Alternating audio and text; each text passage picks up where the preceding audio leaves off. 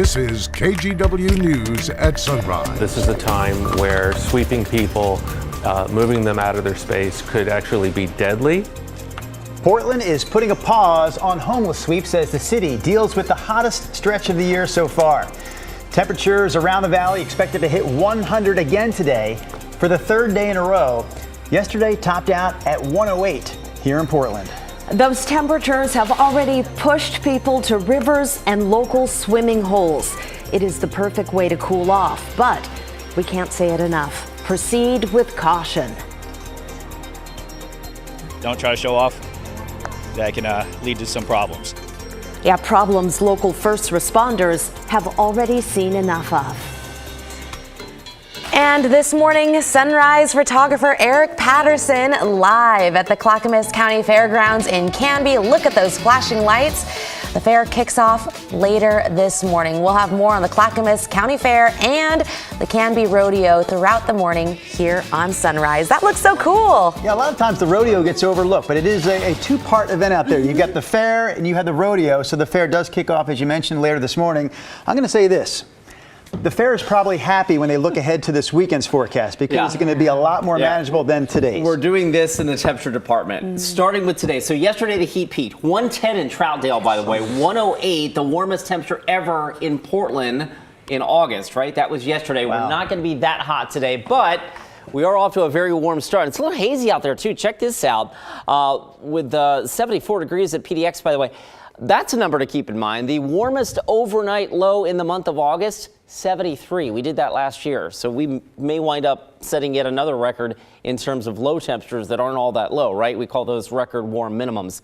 We'll keep our eyes on that. 75 right now in Westland, 68 Sherwood, 71 Salem, 70 in Kaiser. We're off to a very warm start. That said, not as hot today. I've got us between about 91 and 94 degrees at noontime and topping out at 104. Today's record, by the way, is 100, set back in 2008. So I think we get there, and then we may not get back to the century mark tomorrow. More on that coming up in just a few minutes. All right, thank you, Chris. Boy, the heat, no joke. Another 100-plus degree day has a lot of folks heading to the lake or to the river to cool off. Unfortunately, beating the heat in local lakes and local rivers can also be dangerous.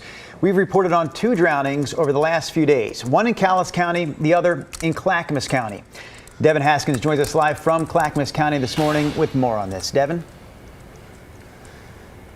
Yeah, Drew, the first responders say that we've heard that warning before, you know, wear those life jackets. First responders say this heat first responders say it's easy to underestimate the impact that this heat can have on our bodies. Plus, everybody heading to those lakes and rivers, those also pose that risk. Clackamas County Sheriff's Office says it was a busy weekend for their deputies. They responded to multiple heat and water-related calls. On Sunday evening, deputies say a 44-year-old man drowned at Riverside Park. Deputies say he jumped off a cement water intake in the middle of the river and didn't come up. A Clackamas Fire water rescue team recovered the man. Medics say they spent more than half an hour trying to revive him, but couldn't. Crews responded to several other water calls to rescue people suffering from heat stroke. Crews also rescued a hiker suffering from heat stroke at Ramona Falls near Mount Hood. Paramedics administered fluids, then brought him to safety. We get so caught up in what we're doing out here, trying to have a fun time. Sometimes we miss those little signs that our body's giving us. It's super hot out here. Also over the weekend up in Longview, Calais County Sheriff's Office says that says a 15-year-old boy died Saturday while trying to swim across the Cowlitz River with 3 friends. 2 of those friends made it across safely. 1 had to be pulled out. The 4th one did not make it. Live in Clackamas County, we're going to send it back to you guys. Okay, thank you, Devin. Meantime, Portland General Electric is asking customers to cut back on power in the evenings to help avoid possible outages. The window is 5 to 10 p.m. PGE says the best way to help, avoid using your washer and dryer, running your dishwasher, or charging your electric car during that time of day.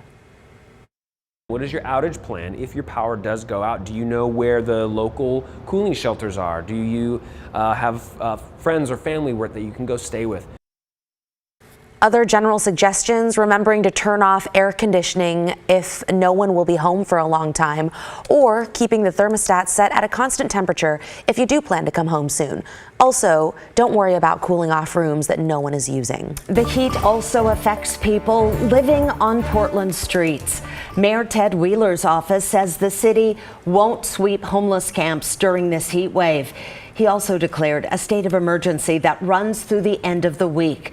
But many homeless people aren't aware of that and continued to move their camps yesterday despite the record-breaking temperatures. We spoke with one man who was moving his stuff from his campsite under the I-84 ramp to a new site. Making people get up, move their stuff, no matter what the weather is. You know, I mean, they're exhausting themselves just so you can come along and push them around and take their stuff some more.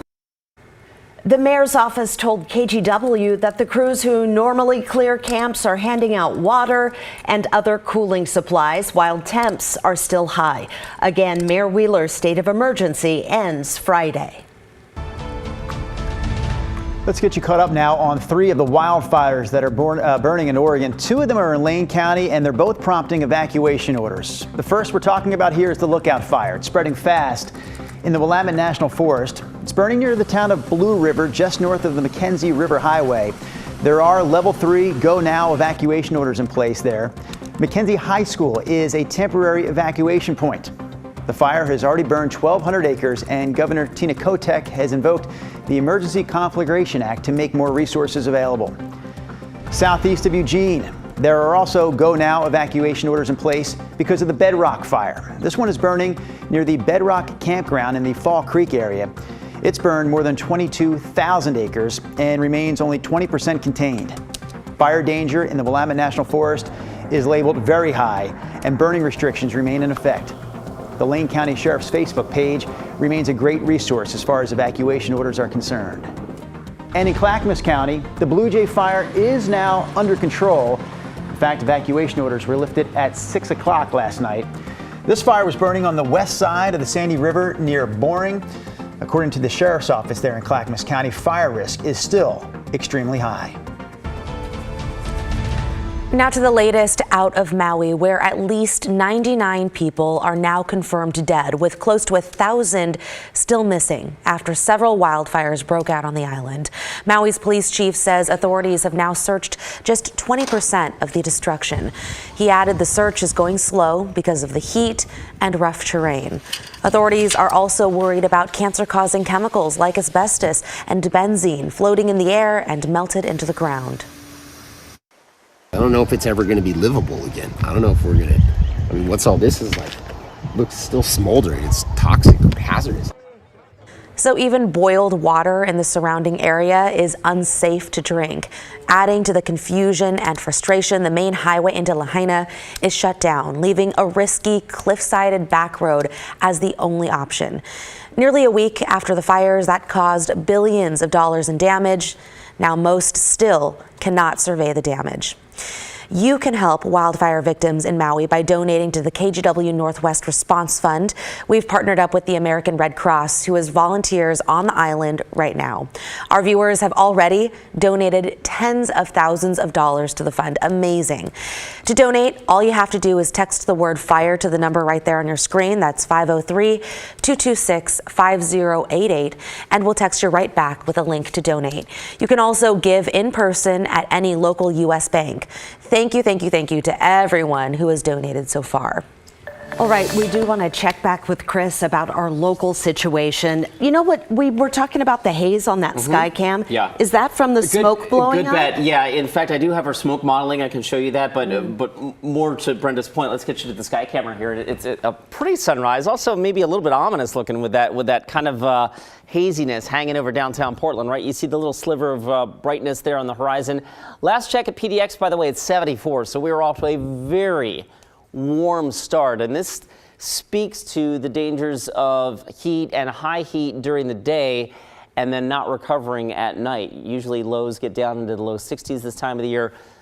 74, right? So we're just not cooling off. So that excessive heat warning is still in play today for the Portland, Vancouver metro area today, and in fact tomorrow as well. The coast is not. Although Astoria hit 95 yesterday, there will be cooling at the coast today, and eventually that cooling will start to chip away at the intense heat for inland valleys as we go through our forecast here. That said, it's quite warm out there. 71 in Vancouver, 67 in the Dalles. Bend right now waking up to 66, and along the Oregon coast we're in the upper 50s and low 60s early this morning. This is Futurecast.